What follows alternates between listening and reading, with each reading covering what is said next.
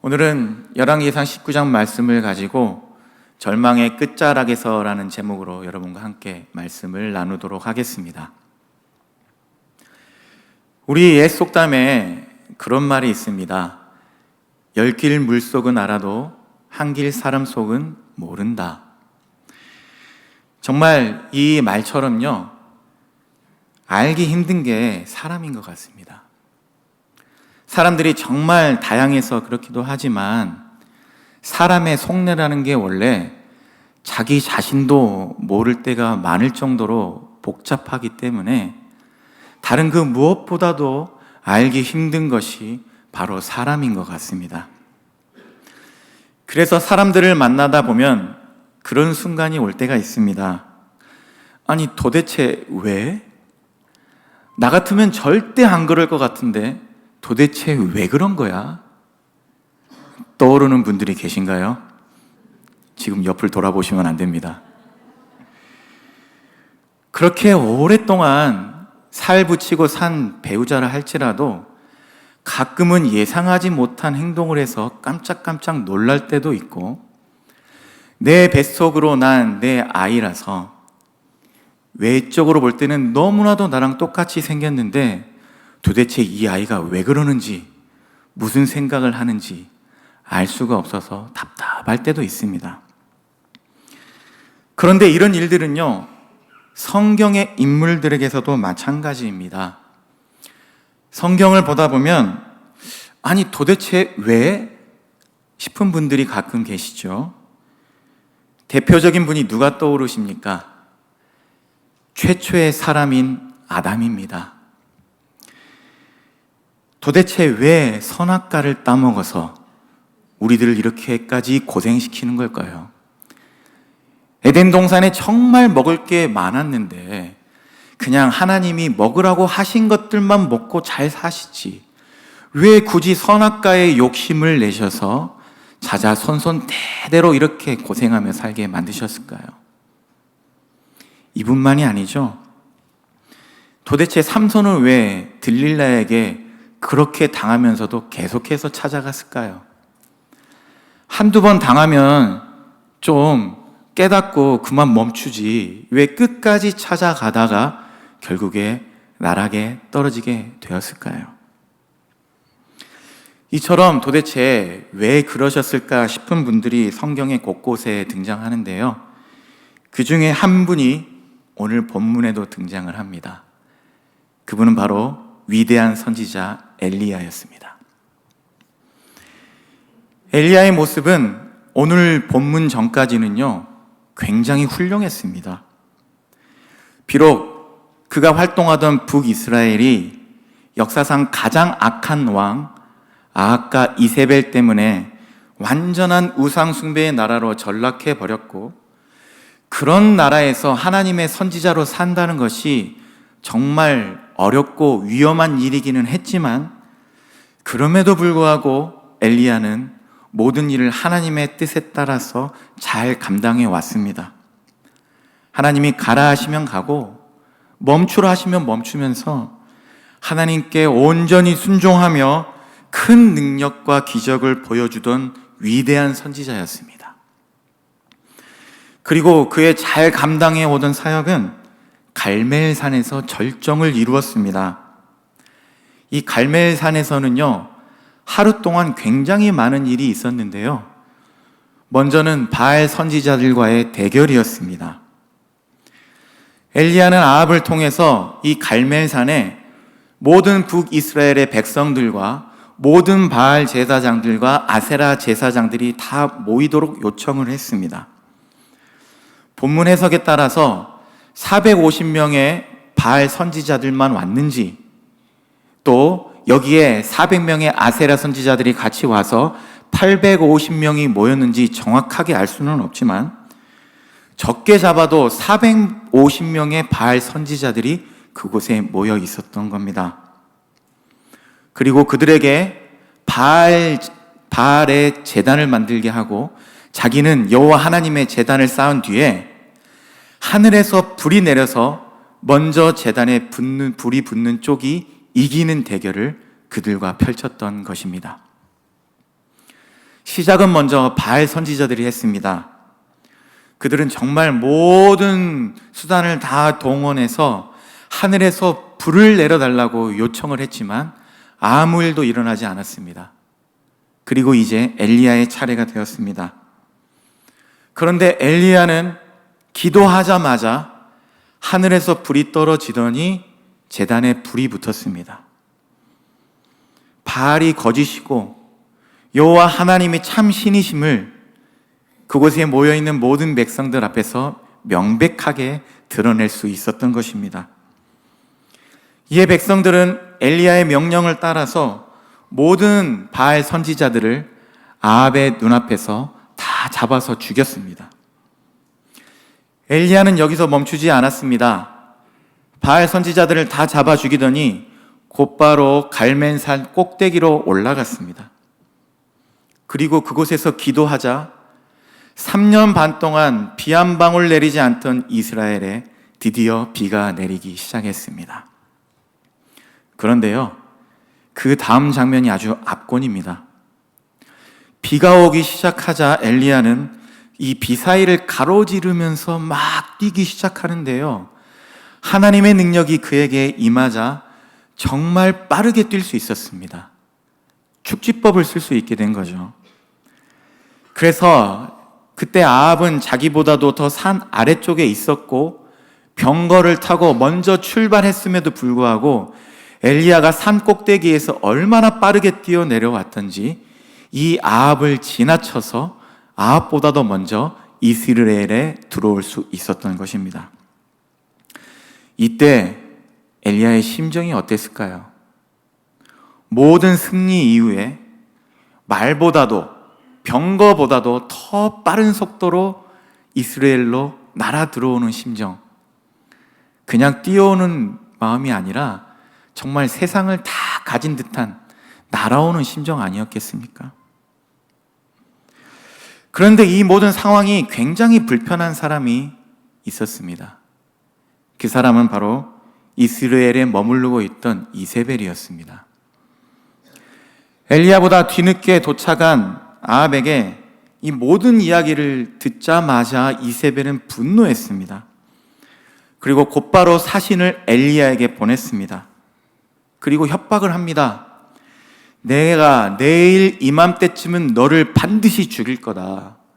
내가 너를 죽이지 않으면 내가 신들에게 어떠한 벌이라도 달게 받겠다.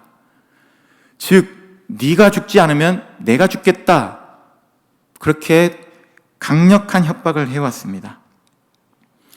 그런데 사실 이건요, 이빨 빠진 호랑이의 마지막 몸부림이었습니다. 이미 자신의 세력을 뒷받침해주던 모든 바알 선지자들이 자신의 백성들의 손에 의해서 죽임을 당했고 그 죽임을 당하는 것을 아합이 지켜보면서도 아무것도 할 수 없었습니다. 이미 대세는 엘리야에게 기울어졌던 것이죠. 그래서 같은 성내에 엘리야가 있었음에도 불구하고 사신을 보내서 협박하는 것 말고는 이세벨이 할 수 있는 게 아무것도 없었던 것입니다. 그런데요, 오늘 본문을 보면 이런 협박을 받은 엘리야의 반응이 좀 이상합니다. 어떤 반응을 보였는지 오늘 본문 3절을 다시 한번 같이 읽어보겠습니다. 그가 이 형편을 보고 일어나 자기의 생명을 위해 도망하여 유다에 속한 브엘세바에 이르러 자기의 사환을 그곳에 머물게 하고, 자, 말씀을 보시면 엘리야가 어떤 반응을 했습니까?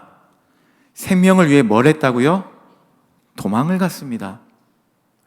아니, 이게 도대체 어떻게 된 일일까요? 바로 조금 전에 하늘을 날듯이 개선장군처럼 이 이스라엘에 들어왔는데 도대체 이분 갑자기 왜 이러시는 걸까요? 이 부분을 세번역과 영어 번역에서는 두려웠다는 표현을 썼는데 사실 그것은 의역이고요. 이 부분을 직역하면 이렇습니다. 그가 보았다, 그가 일어났다, 그가 생명을 위해 떠났다. 즉 협박을 전해준 그 사신을 보고서 바로 일어서서 바로 떠난 겁니다.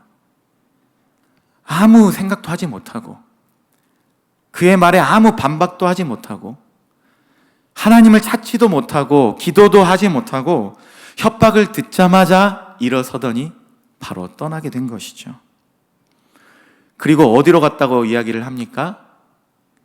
브엘세바, 유다에 속한 브엘세바로 갔다고 이야기를 합니다. 이 브엘세바는요, 유다의 남쪽 끝에 있는 도시였는데요, 이 브엘세바를 지나면 남쪽에 있는 광야가 시작이 되었습니다. 즉 엘리야가 북이스라엘 한복판으로 달려 들어오더니 갑자기 한순간에 남쪽 유다의 도시, 그것도 그냥 도시가 아니라 완전 끝자락에 있는 브엘세바로 급하게 도망을 갔던 것입니다. 그리고 거기에 자기의 사환을 머물게 하더니 이렇게 이야기를 합니다. 본문 4절을 다 같이 한번 읽어보도록 하겠습니다. 자기 자신은 광야로 들어가 하룻길쯤 가서 한 로뎀나무 아래에서 앉아서 자기가 죽기를 원하여 이르되 여호와여 넉넉하오니 지금 내 생명을 거두시옵소서. 나는 내 조상들보다 낫지 못하니이다 하고, 자, 말씀 보시면 어디로 들어갔다고 이야기를 합니까? 광야로 혼자서 하룻길쯤 더 들어갔다고 이야기를 합니다. 유다의 남쪽 끝 브엘세바까지 도망온 것도 모자라서 아무도 못 찾을 깊숙한 곳으로 하룻길을 더 들어가 버린 것입니다. 그리고 그곳에 있는 로뎀나무 밑에 앉아서 하나님께 뭐라고 간청을 했습니까? 죽기를 원하여 이르되 여호와여 넉넉하오니 지금 내 생명을 거두시옵소서. 지금 내 생명을 거두시옵소서. 이걸 사실 고상하게 번역을 해서 그렇지 무슨 말입니까? 나 더 이상 못 살겠습니다. 죽을 것 같습니다. 그냥 죽여주세요. 죽고 싶습니다. 이런 말 아니겠습니까? 물론 살다 보면 우리도 그럴 때가 있습니다. 숨고 싶고 도망가고 싶고 다 포기하고 싶고 다 내려놓고 싶을 때 왜 없겠습니까? 그런데 엘리야는 평범한 우리하고는 좀 달랐던 사람 아닙니까? 갑자기 이분께서 왜 이러시는 걸까요? 도대체 무엇 때문에 그 승승장구하던 엘리야가 당황해서 급하게 도망을 치더니 한순간에 바닥까지 떨어져서 죽고 싶습니다만 외치고 있을까요? 더군다나 엘리야가 앉아있던 이 로뎀나무는요, 쉴만한 그늘을 찾을 수 있는 나무가 아니었습니다. 높이가 한 1에서 2m 정도 되는 작은 나무인데다가 생김새가 꼭 여러분 그 쌀이 빗자루 아시죠? 예전에 한국에서 이 마당을 쓸던 쌀이 빗자루, 이것을 거꾸로 땅에 딱 박아 놓은 것 같이 생긴 게 로뎀나무였습니다. 그늘이 거의 있을 수가 없는 나무였죠.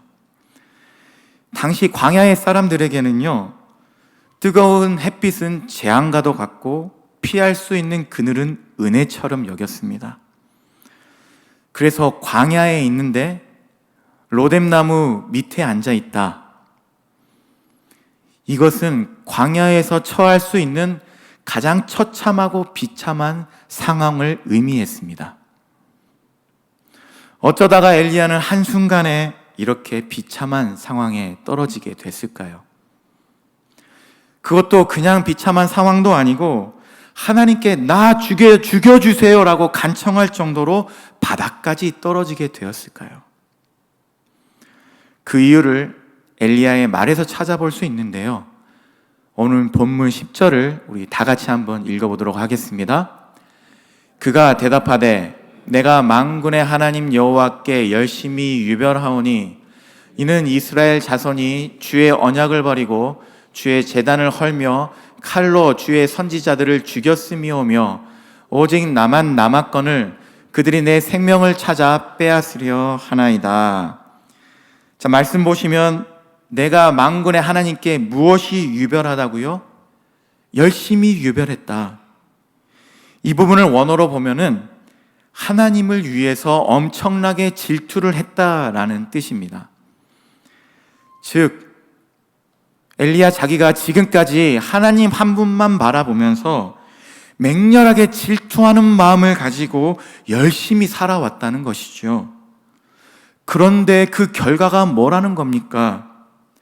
선지자들이 다 죽어버리고 자기 하나만 남게 되었는데 이제는 자기도 죽게 되었다는 것입니다. 이 말이 무슨 말입니까? 이렇게까지 했으면 뭔가 좀 다른 결과가 올 줄 알고 그거를 기대했는데 전혀 기대하지 않았던 결과가 오게 되었다는 것입니다. 즉, 하나님만 섬기며 나름 기대한 게 있었는데 지금 이 상황이 그 기대와 너무 다르다는 것이죠. 바로 여기에 엘리야가 바닥 끝까지 떨어져 버린 근본적인 이유가 있습니다. 엘리야에게는요, 자신만의 기대가 있었던 겁니다. 갈멜산에서 모든 바알 선지자들을 다 잡아 죽일 때 마음속에 어떤 생각이 자연스럽게 들어왔겠습니까? 이제 아합과 이세벨, 이제는 돌이키겠구나. 이제는 하나님이 참 신임을 알았기 때문에 이제는 뭔가가 달라지겠구나. 이렇게 명확한 증거 앞에서 모든 바알 선지자들이 다 죽었기 때문에 이제야말로 세상이 달라지겠구나. 3년 반의 가뭄도 이제는 끝났고 이제는 다 해결되었다. 이제는 다 끝났다. 그랬는데 이세벨이 돌이키기는커녕 오히려 도끼 어린 협박을 해왔던 것입니다. 자신의 기대와는 전혀 다른 반응에 엘리야는 당황했던 것이죠. 그래서 곧바로 도망쳐 나오긴 했는데 한번 이렇게 도망치면서 평정심을 잃고 나니 수많은 감정들이 몰려왔을 겁니다. 생명이 위협을 받으니 두려웠을 테고, 그러다 보니 하나님이 도대체 지금 나에게 왜 이러시나 정말 억울한 마음이 들었을 테고, 끝까지 돌이키지 않는 아합과 이세벨을 생각할 때 정말 격한 분노가 치밀어 올랐을 거고, 그동안 이렇게 억눌러 왔던 수많은 감정들이 자기 안에서 복받쳐 올라왔을 겁니다. 그래서 결국 엘리야는 절망했던 겁니다. 내가 틀렸구나. 내가 지금까지 잘하고 있었고 잘해온 줄 알았는데, 그래서 가뭄을 선포하고 3년 넘게 이런 날이 오기만을 내가 기다렸는데, 정말 드디어 다 이 일이 이루어진 줄 알았는데 다 부질없구나. 하늘에서 불이 내리면 뭘 하나? 비가 다시 내리고 하나님의 능력을 내가 체험하고 경험하면서 하나님의 능력을 사람들에게 보여주면 뭘 하나? 돌이키기는커녕 오히려 나를 목숨 걸고 죽이려 드는데 여기서 내가 뭘 더 해야 하고 뭘 더 할 수 있고, 차라리 죽는 게 낫겠다. 로뎀나무 밑에서 그는 완전히 절망해버렸던 것입니다. 이것이요, 여러분, 잘못된 기대의 위험성입니다. 잘못된 기대는 하나님이 하고 계시는 일을 바라보지 못하게 만들어버립니다. 아무리 하나님의 뜻대로 모든 것들이 잘 진행되고 있어도 내가 기대한 것하고는 다르니까 모든 게 실패한 것 같고 모든 게 잘못된 것처럼만 보여지는 것이죠. 그래서 사단의 입장에서는요, 하나님의 일을 방해할 능력도 없지만 사실 굳이 방해할 필요도 없습니다. 하나님의 뜻대로 모든 일이 다 이루어져도 우리들이 조금 다른 것들을 기대하게 만들어버리면 됩니다. 즉, 잘못된 것들을 잔뜩 기대하게 만들어 놓고 그 기대만 살짝 어긋나게 만들어버리면 모든 것들을 다 통째로 무너뜨릴 수 있기 때문에 어떻게든 우리가 하나님과 상관없는 것들을 바라보고 기대하게 만들어가는 것이죠. 그래서 우리 삶이 정말 절망스럽게 여겨지는 겁니다. 정말 우리의 삶이 뭔가 잘못되어 가고 있고 절망스러운 일들이 우리 삶에 있어서 그럴 수도 있겠지만, 그런 일들이 전혀 없다 할지라도 우리가 잘못된 기대를 가지고 있기 때문에 자꾸만 계속해서 절망감을 느끼며 살아갈 수밖에 없게 되는 것이죠. 쉽게 말하면요, 나를 실망시키고 나를 절망시키는 사람들이 유난히 내 주위에 많은 게 아니라 나를 그 누구도 만족하지 못하는 사람으로 만들어 가버리는 것입니다. 안타까운 건 이런 위험한 기대를 내가 의식하며 갖게 되기보다는 나도 모르게 갖게 될 때가 훨씬 더 많다는 것입니다. 사실 여러분, 우리 너무나도 잘 알고 있죠. 기대가 크면 뭐가 큽니까? 실망이 큽니다. 기대가 약도 없다는 섭섭병에 쉽게 들게도 만들고, 사람을 망쳐놓기도 하고, 자녀들을 망쳐놓기도 하고, 관계까지도 다 망쳐놓을 때가 있다는 것, 사실 우리는 너무나도 잘 알고 있습니다. 그러면서도 나도 모르게 또 갖게 되는 것이 바로 기대인 것이죠. 이건 특히 엘리야가 내가 하나님께 특심을 가지고 있습니다 라고 말하듯이, 내 스스로 뭔가 잘하면 있다고 생각하면 생각할수록 내 깊숙한 곳에 더 크게 자리 잡게 됩니다. 문제는 그렇게 큰 감정이 내 안에 자리를 딱 잡는데도 불구하고 내가 자각하지 못할 때가 너무 많다는 것이죠. 그래서 나도 모르는 새에 내 삶이 지옥처럼 여겨지는 겁니다. 내가 그렇게 참아주고 그렇게 잘해줘도 늘 한결같이 내 기대를 저버리는 내 남편, 내 아내, 내가 그렇게 고생하고 희생하면서 최선을 다해 키웠음에도 불구하고 늘 내 기대에 미치지 못하는 나의 아이들, 그렇게 헌신적으로 잘해줘도 늘 나를 서운하게 만드는 내 주위의 사람들, 모두 다 잘못된 내 기대 때문일 수 있는데, 기대를 채워주지는 못하는 늘 그들 때문이라고만 생각을 하니까 그들과 함께하는 모든 순간이 지옥같이만 여겨지는 것입니다. 이건요, 교회 안에서도 마찬가지입니다. 여러분, 오늘 교회 오시면서 어떤 기대를 하고 오셨습니까? 그런데 그 기대가 정말 하나님이 원하시는 기대가 맞습니까? 우리가 하나님이 원하시는 기대가 아니라 나만의 기대. 내가 해보니까 교회는 이런 게 좋더라. 교회는 이렇게 돼야 된다. 내 예전 교회는 이랬다.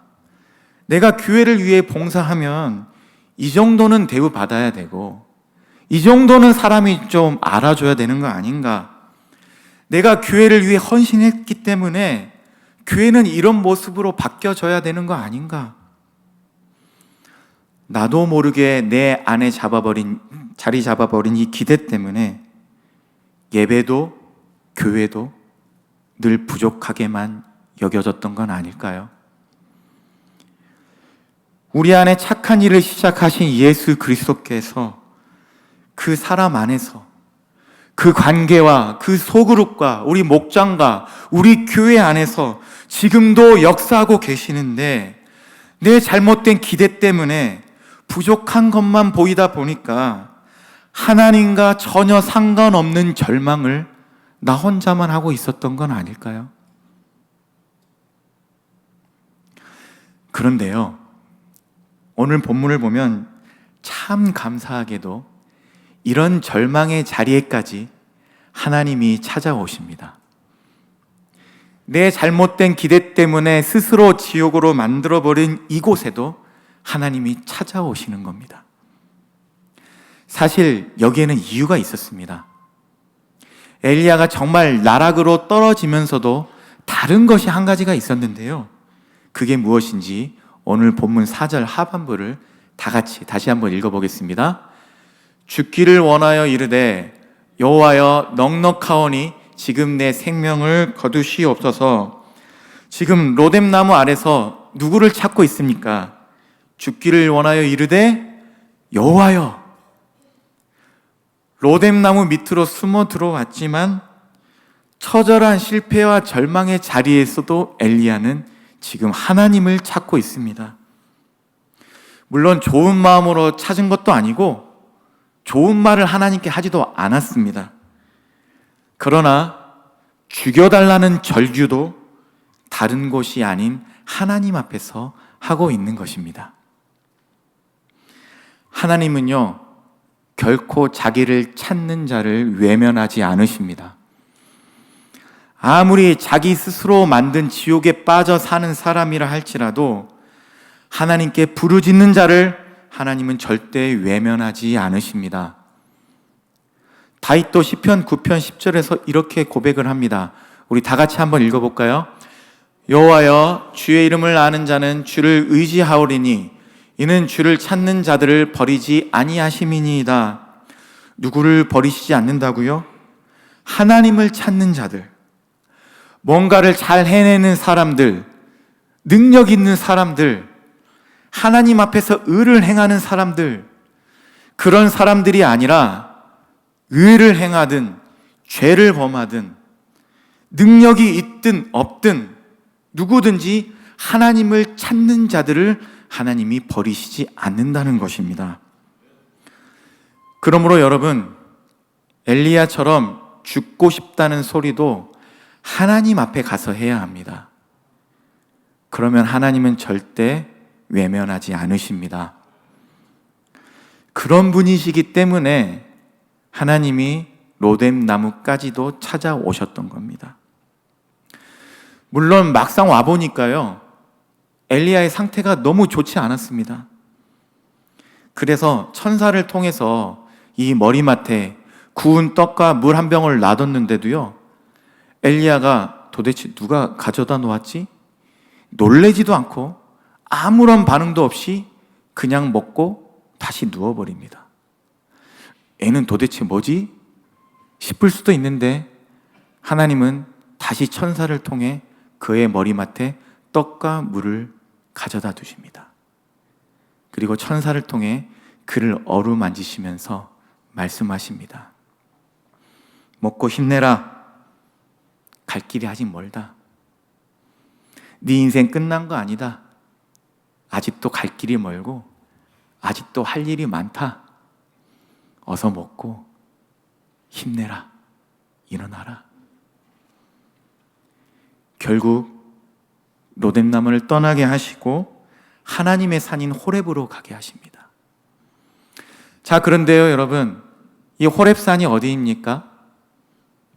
모세가 하나님을 만났던 그 산, 하나님이 십계명을 주시면서 자신의 백성들과 언약을 맺으신 그 산, 그래서 하나님의 산이라고 불리던 그 호렙산으로 엘리야를 인도하십니다. 그곳에서 하나님은요, 정말 여러 가지를 경험시켜 주시며 만나 주셨는데요, 결정적인 건 그곳에서 하나님이 엘리야에게 시키신 일들에 나와 있습니다. 오늘 본문 15절부터 보면요, 죽여달라는 사람에게 도리어 많은 일을 시키십니다. 세 사람을 기름 부어 세우라라고 말씀을 하시는데요, 하사엘이라는 사람을 찾아서 기름을 부어서 아람의 왕을 세우라 하시고, 예후에게 기름을 부어서 아합 왕조를 끝내고 새로운 북이스라엘의 왕을 세우라 하셨고, 마지막으로 엘리사라는 사람에게 기름을 부어서 선지자로 세우라 하셨습니다. 그런데요, 도대체 이 사람들이 누구길래 기름을 부어 세우라 하셨을까요? 그리고 지금 이 순간 절망에 빠져 있는 엘리야에게 이 일이 도대체 무슨 의미가 있을까요? 그 답이 그 다음 17절에 나와 있습니다. 우리 17절 말씀 다 같이 한번 읽어보겠습니다. 하사엘의 칼을 피하는 자를 예후가 죽일 것이요 예후의 칼을 피하는 자를 엘리사가 죽이리라. 이 말씀이 무슨 말입니까?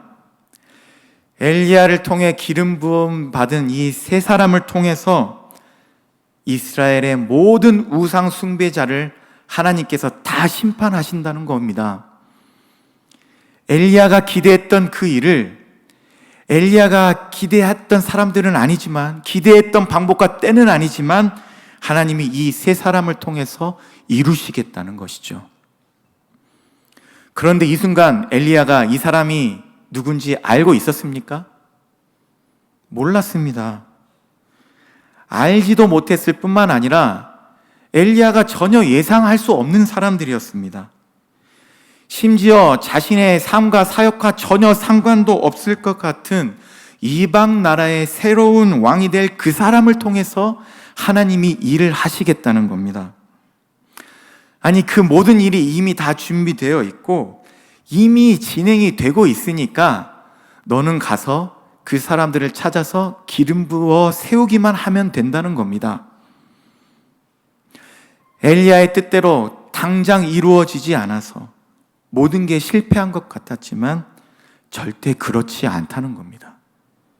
하나님의 뜻대로 지금 이 순간도 정확하게 하나둘씩 이루어져 가고 있다는 것입니다.